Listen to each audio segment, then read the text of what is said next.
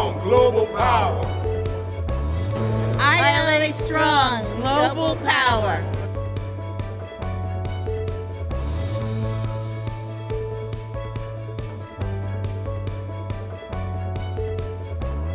I pledge allegiance to the flag of the United States of America, and to the republic for which it stands, one nation, under God.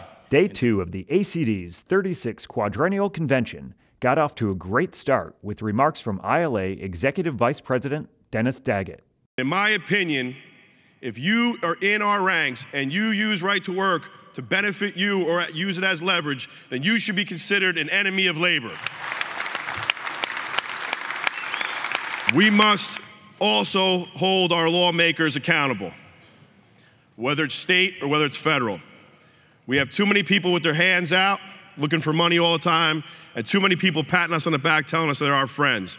But when it comes to crunch time, whether it's in the Assembly or the Senate, and they vote the other way, we must make sure that we defeat them the next time around.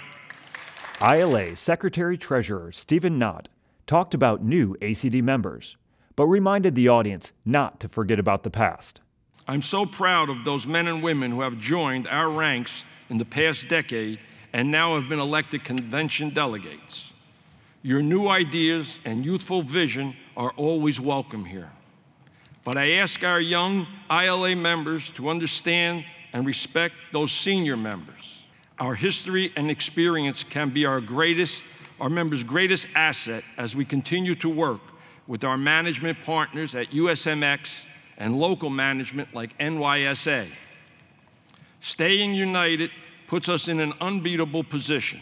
We also heard from organized labor leaders who talked about the ongoing battles union members must fight every day. Most of you know we had a pretty successful election in 2018, but we didn't knock on hundreds of thousands of doors and spend millions of dollars to sit around and see if the candidates that we helped elect live up to the promises that they made to us.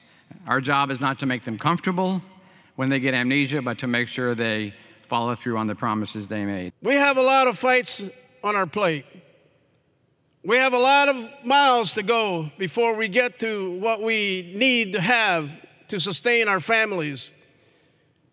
And let us not put prejudice against those new people who will come in our midst, the strangers, the sojourners that come next to us. Make them part of our unions, make them part of our organizations in order to lift everybody up.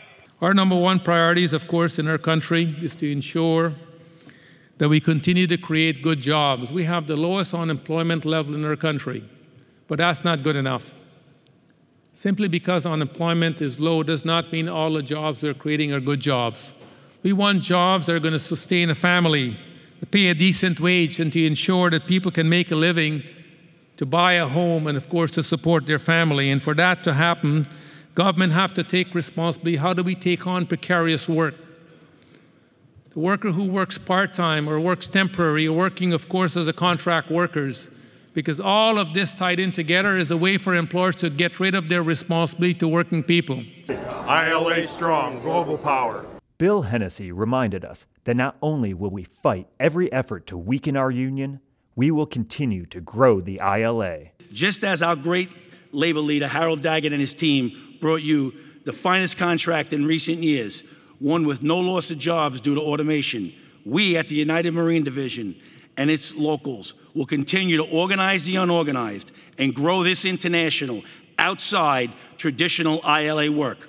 We may not be on the piers, but believe me, we are ILA strong and will always be. Our partners in the ports talked about how the relationship between management and labor has changed for the positive in recent times. You guys are great, and at the risk of offending anybody in management, God bless the ILA and God bless America.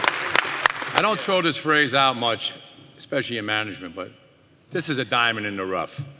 My view is to think like it's not a port call of necessity, but more like a port call of choice. We have to stay ahead of the curve. We're never going to be the low-cost port, so we need to work smart, and we need to work smart together. It's good to hear what he's saying, you know, like he wants to get involved with us. And some of the ports, we have ILA that sit on the board at the Port Authority. But as long as we have open communication, there's no reason why we can't work together. We need to work together. Benny Holland drew on his distinguished history with the ILA to inspire us to even greater heights.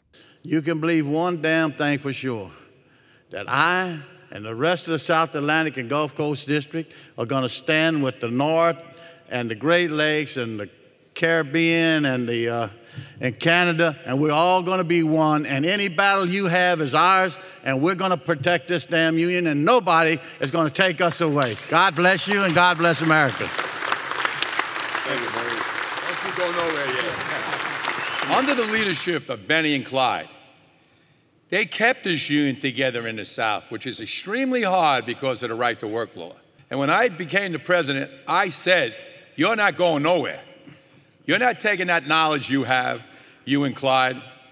If I have to put you on as consultants, you're going to stay with me because I can't get through this without you. Wilbert Rao and James Paler continued day 2 with calls to action. This negotiating team, Harold Daggett, got you 6 years. We bought you 6 years of time. It's now that we start and go back and get 6 more years when these expire. And the reason why and how you're going to do that to help us is you go back, you go on the job, and you stay there. And when we train you to drive those trucks and stuff, we need for you to do that. We need for you to drive those trucks and put some good labor on there. And then the next message we send when we negotiate will be the ILA is a good workforce, the best labor force on the East Coast. And we shippers need to use them, maybe we want to use them. And that's the only way we're going to combat automation. And I'm so proud that he's my general vice president, because men like him and my rest of my men here, I can send them out to do what they have to do. And God bless you, Wilbur. I love you. Thank you. Thank you. We can't become the International Containerization Association. We're the International Longshoremen's Association. We've got to walk the walk, talk the talk, and say, if it's cargo and it's a manifested cargo and it's being handled on the terminal, we do the work. Start believing in that argument. ILA strong, global power. The balance of day 2 went to more port updates.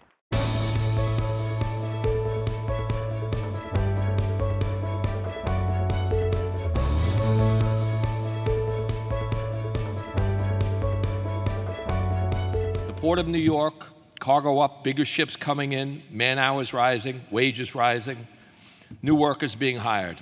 I guess I can conclude my report by saying we're doing good and the future looks very good for us. Thank you very much. It's time to wrap things up. Day 3 starts now.